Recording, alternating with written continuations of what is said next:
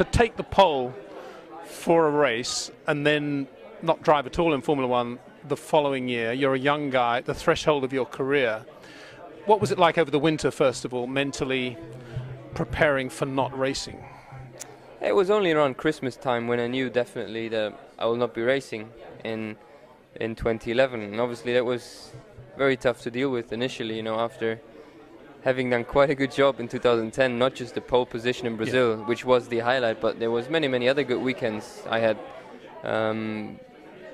So, you know, it took a bit of time to get used to that thought and, you know, learn how to deal with it. But then, you know, I thought to myself, you know, you can't be negative all year long now. You got to somehow get on with it, work your way through it. At least I got a lot of Friday practice, you know, which I'm happy about and thankful for the team. They've given me these opportunities, you know, to stay sharp, to stay in there, you know, get to use the Curse, the Pirelli tires and all that stuff, you know, which kept me in there really. Force India as a team has done quite an amazing job with what you say, with the facility, with the budget, with the resources we have.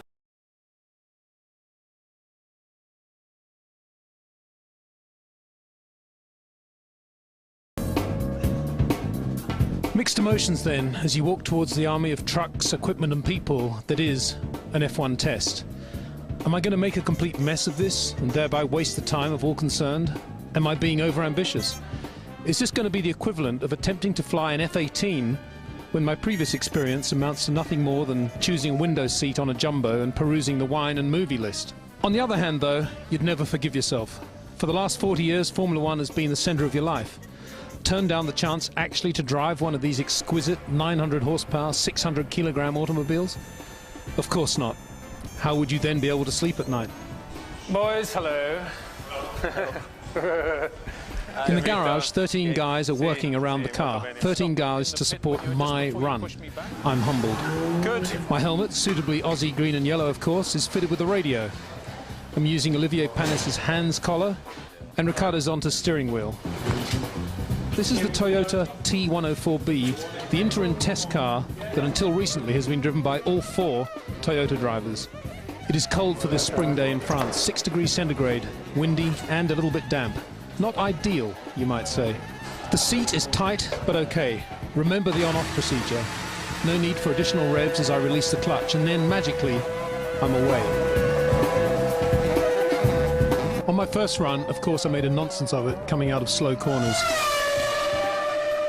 Second run on intermediate tyres with light rain falling, a lot more grip and a lot more confidence in the car. At the end of the straights we were doing about 280 kilometers an hour, which is about 170 miles an hour. Tremendous stability at that speed, and the car becomes that word that we all use sometimes about great cars, a thoroughbred, just a wonderful piece of machinery of which to be a part.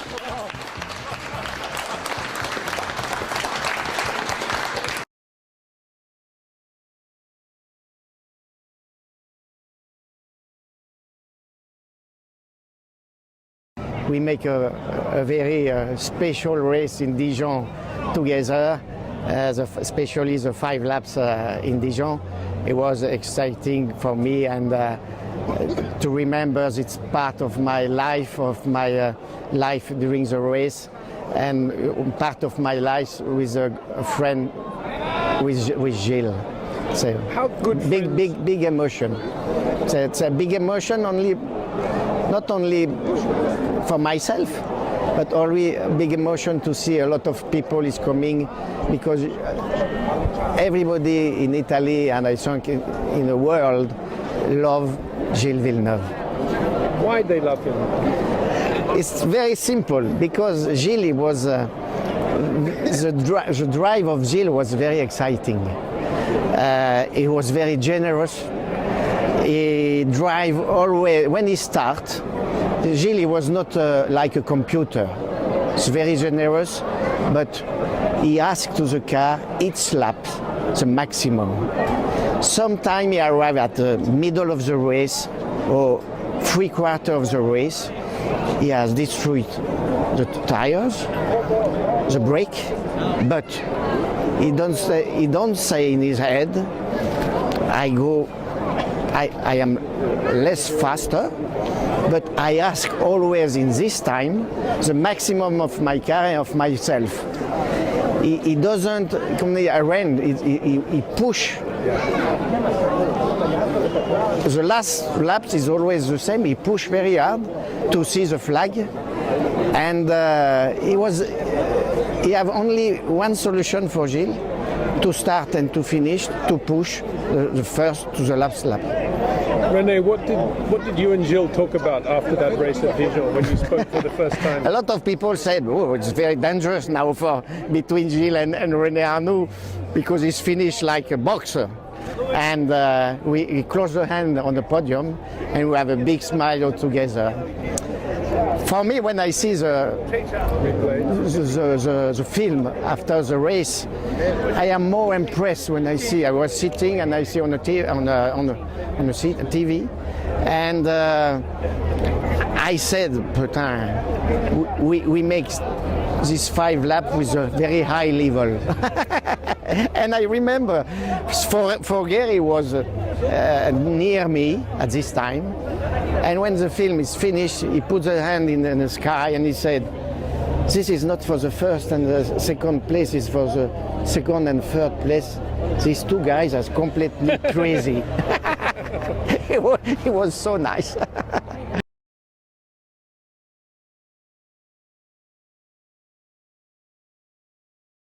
He just does the job, and there are subtle little things you can see as he's leaving corners, keeping the car just flat for a car length or so, and his direction change, not going for massive high corner speed in the slower corners, just direction change, and very, very supple driver, and a very straight line driver once the manipulation's done. For coming out. So yeah, it's always a pleasure to see. Well, it starts off with simply everything. So there's the obvious things you put in, the structure, make sure that you're in charge of everything that's coming in front of you. I know that sounds simple, but if you're stopping, make sure you stop. If you're changing direction, make sure you change direction. Don't have corners going on too long. If you're accelerating, you need traction. Know how to use your throttle. And so on. Obviously, the next part where we do work on the diagonals and flat patches and where you can find time in a track, which is these days often between the corners, because and then shortening up the corners as much as possible. In the older days, of course, you could have longer corners going on, one steering wheel movement, and so on, because there wasn't the penalty in terms of tire scrub. So Jackie Stewart out here talking a lot about the way Jenson Button drove in 2009, saying yes, he used to do that one wheel movement and rolling around the corner, and Stewart did that. Jim Clark didn't. Jim Clark was more manipulative, but if you were better than the rest, which Stewart certainly was post 68, then you could beat them by doing that, by not being the world's most manipulative driver, but just superbly skillful. And of course, Jensen drives in that way. Now, these days, if you do have corners going on too long, the tire scrub, with their steamroller tires they have these days, there's a penalty for that.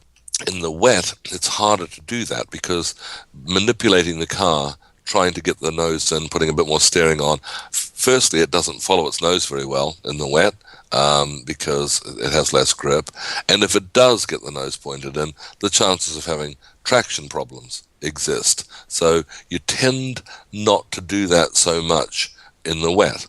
What you still wait for, though, is direction change and traction, and this is a wet version of the dynamics that we're talking about. You're certainly not going in there holding a four-wheel drift coming up to an apex, but you're aware that there is time between the corners if you've got traction, and that requires very delicate steering going in, and then knowing how to wait until the car's pointed in the right direction and doing that. So the wet is a slightly different dynamic, or it's a slightly different result. Also, it's not always that it's the best drivers who win in the wet, because you must remember, as I say to them, you've got more time to think in the wet. Don't tell me that you're this great car control creature that in the wet it displays my absolute brilliance. You do have more time to think.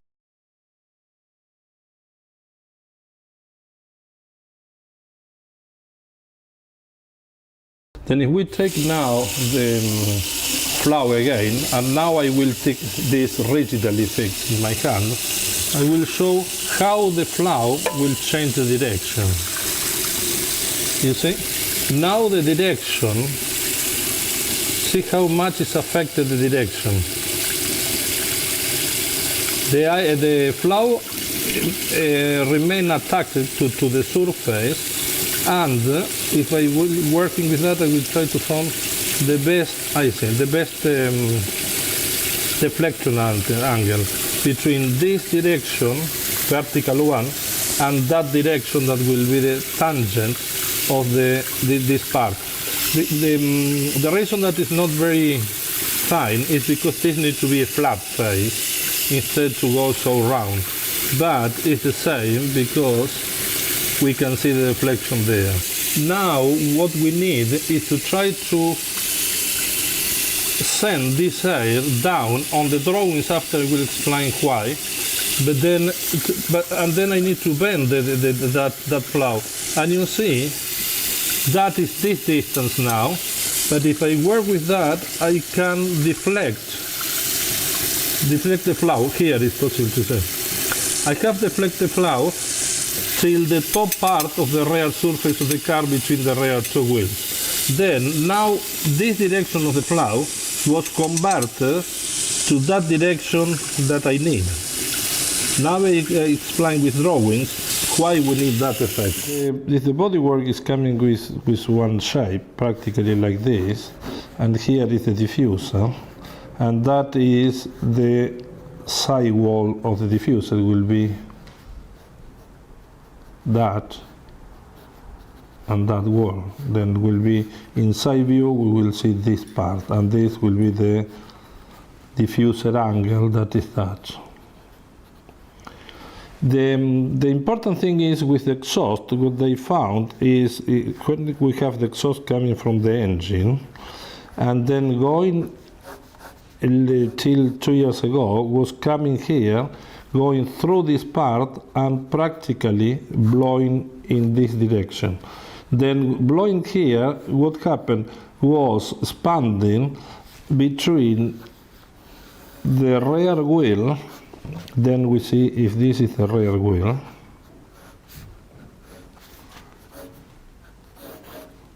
Ground.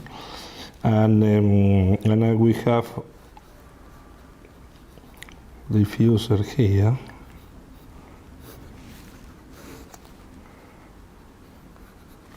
And here is the structure, rear structure.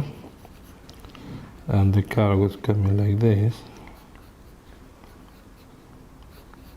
And this is the side pods till the maximum position that is permitted by the regulation. These are the fins. And what was found that blowing exhaust here, that will be the exhaust there, and this is the ground, will generate one pneumatic skirt, inducing air circulating at very high speed here, inducing that the air coming from the bottom part of the car coming with higher speed in this sense, moving below the car, increasing the speed of the velocity vector when it's leaving the car.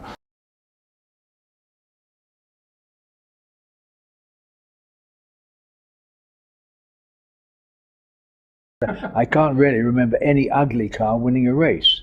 Well, it's a good point, really. I mean, did you ever drive what you considered to be an ugly car? I don't remember one, actually. Probably the two-seater HWM was the ugliest. But I mean, things like 250Fs and Alphas, always a good-looking car, and before the war as well. Do you ever think to yourself, 1962, maybe I could have been racing 62, 63, 64? I think I did. I think I prematurely retired. Whether it would have worked or not in another year. The trouble was it took 3 years for my concentration to come back, and it's a very important ingredient of going quickly. So I'm sorry I didn't wait a bit longer, let's put it that way, and then I'd have known more definitely what the situation was. Sir Stirling, you look incredibly well, and I can't even now begin to think about that shunt you had last year in the lift, which you said, I think, was probably worse than the shunt you had at Spa in 1960 when a Lotus rear wheel came off the car. I mean, I went down from the 3rd floor to an American, 2nd floor to us, and that's quite a long way. Well, it's a massively long way. How do you feel now? Are there any side effects at all? Yes, stiff when I get up, those usual things, but then I'm getting on as well. So I don't know which is which, whether it's my age or the bashing I've taken. But no, I mean, it's something that shouldn't have happened because it was purely a malfunction, not of the lift, but of the electrics. So it's pretty upsetting, really.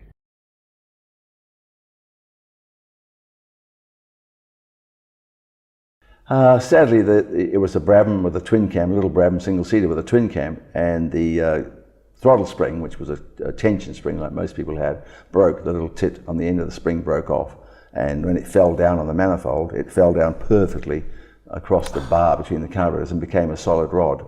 And in fact, it was still there after the accident. The throttles were still wide open. And it was a horrific accident because when the throttle sticks open, the only thing a driver can actually do is push the clutch. And we used to try and train our Formula 1 drivers to do this, because that's the only thing that's quick enough. Turning the switches off is too slow. The only thing that works is push the clutch. And of course, in a modern car, that saves the engine anyway, because it hits the limiter. In those days, it just went bang, but it didn't matter. Anyway, he didn't push the clutch.